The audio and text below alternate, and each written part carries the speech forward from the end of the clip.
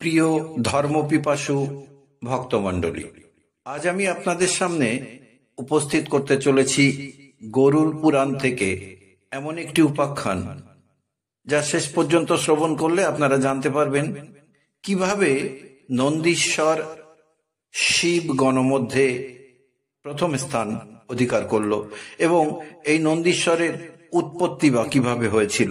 আসুন প্রবেশ করা যাক।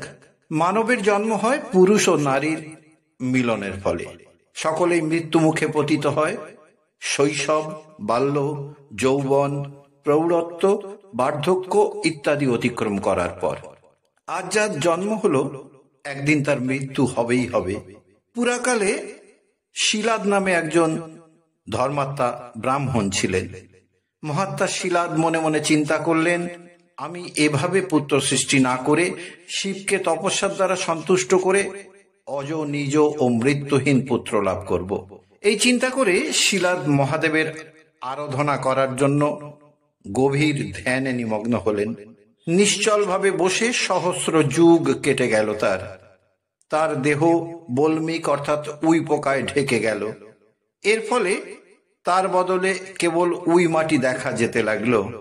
বজ্রকীট, সূচিমুখ রক্তকীটেরা তার দেহে রক্ত মাংস খেয়ে নিঃশেষ করার ফলে তিনি মাংসহীন, রক্তহীন হয়ে এমন তপস্যায় নিমগ্ন থাকলেন যে নিজের দেহের এমন অবস্থার কথা তিনি জানতেও পারলেন না। কেবলমাত্র দেহের অস্থিগুলি অবশিষ্ট রইল।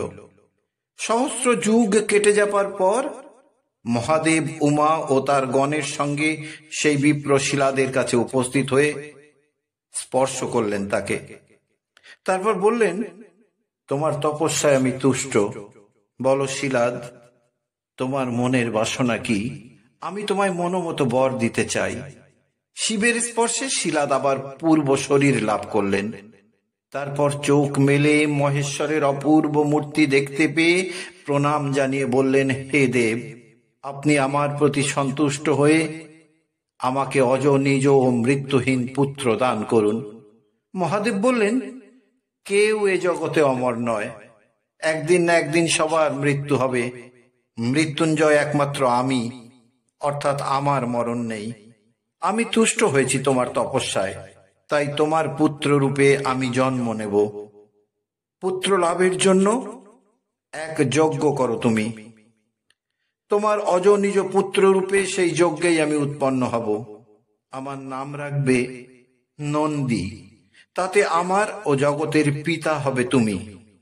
শিব এই কথা বলে স্বগোষ্ঠী অন্তর্হিত হলেন। শিবকে পুত্র রূপে পাওয়ার আশায় শিলাদ যজ্ঞ শুরু করলেন। প্রলয়ের অগ্নিসদৃশ এক শিশুর উদ্ভব হলো সেই যজ্ঞ থেকে।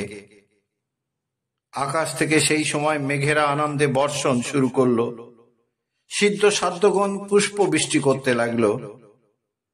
সেই শিশু কাল সূর্য সম, ত্রিনয়ন, চতুর্ভুজ, জটাজুটধারী, হীরক কুণ্ডলধারী, হীরক বর্মাবৃত, শূল টঙ্ক গদা হাতে সেই শিশু গর্জন করতে লাগলো মেঘের মতো।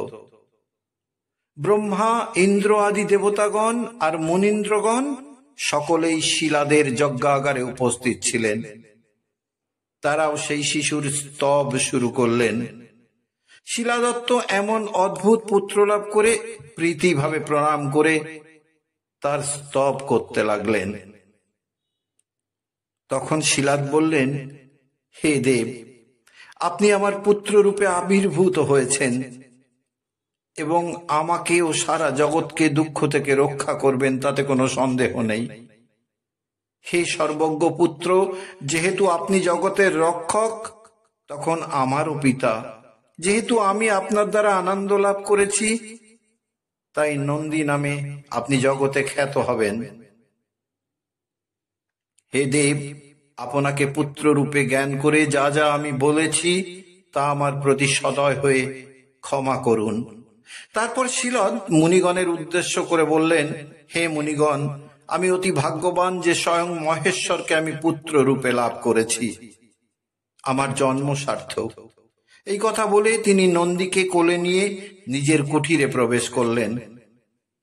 ধনলাভ করে নির্ধন যেমন আনন্দ পায়, তেমনি মহেশ্বরকে পুত্র রূপে পেয়ে শিলাদ প্রভূত আনন্দ লাভ করলেন। নন্দী শিলাদের কুঠিরে প্রবেশ করার কিছুক্ষণের মধ্যে দৈবদেহ ত্যাগ করে মানুষের রূপ ধরল এবং ঈশ্বরের ইচ্ছায় নন্দীর দৈব স্মৃতিও লোপ পেল। পুত্রের এমন রূপ পরিবর্তন দেখে শিলাদ ও তার আত্মীয় স্বজনেরা কিছুক্ষণ কাঁদলেন। সবই ভগবানের ইচ্ছা, এই চিন্তা করে শিলাদ বৈদিক ব্রাহ্মণগণের দ্বারা পুত্রের জাতকর্মাদি সম্পন্ন করালেন। নন্দী বড় হয়ে সকল রকমের শাস্ত্র শিক্ষা লাভ করলেন। চারি বেদ, ধনুর্বেদ, গন্ধর্ব শাস্ত্র, অশ্বলক্ষণ, হস্তিচরিত, নরলক্ষণ প্রভৃতি উপদেশ দিলেন শিলাদ। নন্দীকে দেখবার জন্য শিলাদের কুঠিরে মিত্রা বরুণ নামে দুজন মুনি একদিন এলেন। ভালোভাবে সেই বালককে নিরীক্ষণ করার পর তারা শিলাদকে বললেন, হে বিপ্র, এই পুত্রকে আমরা অল্পায়ু বলে মনে করছি। সর্বশাস্ত্রে পণ্ডিত হলেও এই পুত্র 1 বছরের বেশি বাঁচবে না। শিলাদ স্তম্ভিত হয়ে গেলেন মিত্র বরুণের কথা শুনে। একই যজ্ঞে মিত্রহীন পুত্র লাভের কথা স্বয়ং মহাদেব বলেছেন, 2 মহর্ষি এখন কি বলছেন? তারপর পুত্রকে আলিঙ্গন করে শিলাদ আক্ষেপ করে কাঁদতে কাঁদতে মাটিতে লুটিয়ে পড়লেন। তার আত্মীয় স্বজনেরাও শিলাদের অবস্থা দেখে কাঁদতে লাগলো। উমাপতি শঙ্করের স্তব করলেন, অযুত শঙ্কায় দুর্ভা মধুসিক্ত করে হোম করলেন শিলাদ। পৌত্রের মৃত্যু আশঙ্কায় শিলাদের পিতাও মূর্ছা গেলেন। এই দেখে নন্দী তাদের এবং নিজে মৃত্যু ভয়ে সেই মৃতবৎ পিতা ও পিতামহকে প্রণাম ও প্রদক্ষিণ করতে লাগলো। আপন হৃদয়ে দশভুজ পঞ্চানন শিবের ধ্যান করতে লাগলো। নন্দীর প্রতি তুষ্ট হয়ে মহাদেব বললেন, তোমার মৃত্যু ভয় কেন হে বৎস নন্দী?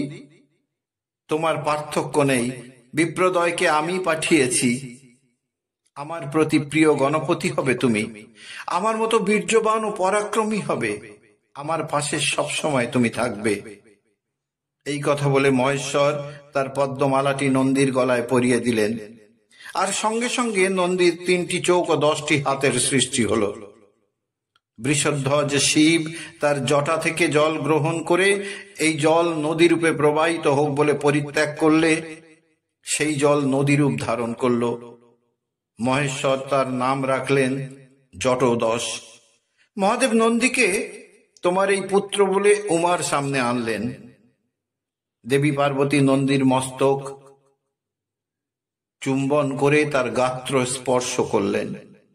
তখন দেবীর পুত্র স্নেহে কারণবশত স্তনদয় হতে ত্রিস্রোতা আকারে শ্বেতবর্ণ দুগ্ধে নন্দীকে অভিষিক্ত করলেন।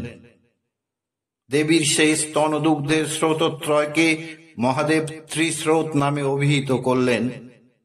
নন্দীকে দেখে শিবের বৃষ আনন্দে উচ্চস্বরে শব্দ করলে বৃষনাদ সংস্কৃতা রূপে আর এক নদীর উৎপন্ন হল। শিব তার নাম রাখলেন বৃষধ্বনি। স্বর্ণের দকা ও জাম্বু নামে 2টি নদীর সৃষ্টি হল। এই পঞ্চনদীর জল নিয়ে যজ্ঞেশ্বর মহাদেবের পূজা যে করবে সে শিবের সাযুজ্য মুক্তি লাভ করবে। উমার অনুমতি নিয়ে নন্দীকে গণেশ্বর পদে অভিষিক্ত করার জন্য মহেশ্বর সকল গণপতিকে স্মরণ করলেন। মহেশ্বর নন্দীশ্বরকে গণসেনাপতি পদে অভিষিক্ত করবার কথা সকলকে জানালে আনন্দে সেই সব গণপতিগণ সকল কিছু সংগ্রহ করলেন। সুন্দর একটি মণ্ডপ নির্মাণ করে কলস, ক্ষুদ্র ঘণ্টিকা, পাদপীঠ প্রভৃতি দ্বারা সজ্জিত করা হল।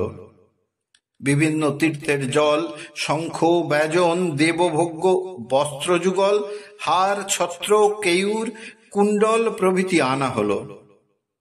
দেবতা, ঋষি, ব্রহ্মা ও তার মানস পুত্রেরা সমবেত হলেন সেখানে।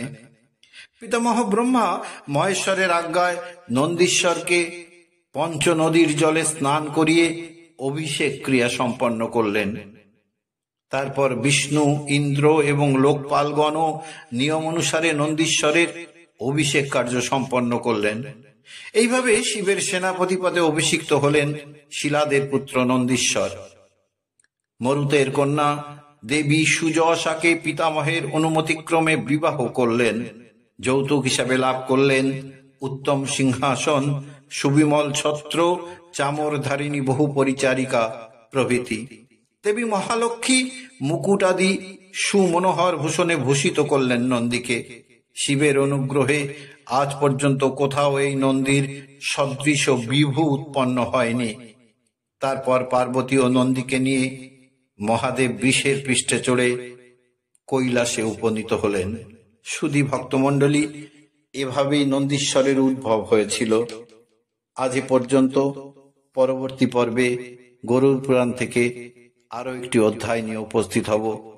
সবাই মিলে বলুন রাধা রাধা।